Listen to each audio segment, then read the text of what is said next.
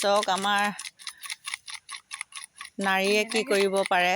এয়া ধুনীয়াকৈ মিক্সাৰ বনাইছে, এয়া পকৰি, এয়া ঘৰত বনোৱা সাজ।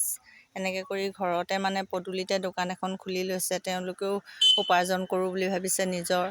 বহুত ভাল কাম কৰিছে এনে থকাতকৈ। এতিয়া খেতিপথাৰ শেষ কৰিলে, কৰাৰ পিছতে দোকানখন আৰম্ভ কৰিছে। 10,000 পালে নহয়, সেইটোৰ পৰা আৰম্ভ কৰিছে।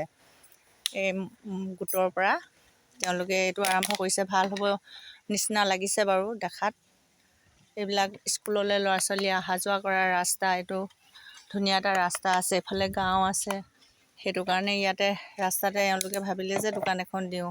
আৰু দোকানখন ভালকৈ চলিবলৈ সকলোৱে আশীৰ্বাদ কৰিব দেই।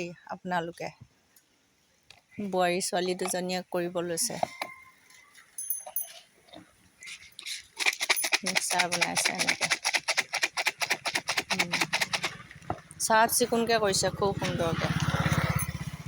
এনেকেই ডাঙৰ হ'ব। ঘুগুনিটো ঘৰতে বনোৱা ন? ইয়াতে চৌকা লগাই ল'লে বেয়া নহ'ব পিছলৈ। অঁ, এইডোখৰ মাটি উঠাই লৈছা নহয়, ইয়াতে কৰিবা পিছত, ধুনীয়া হ'ব।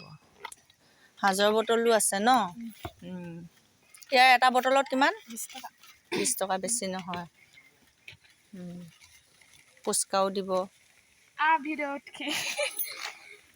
আহা।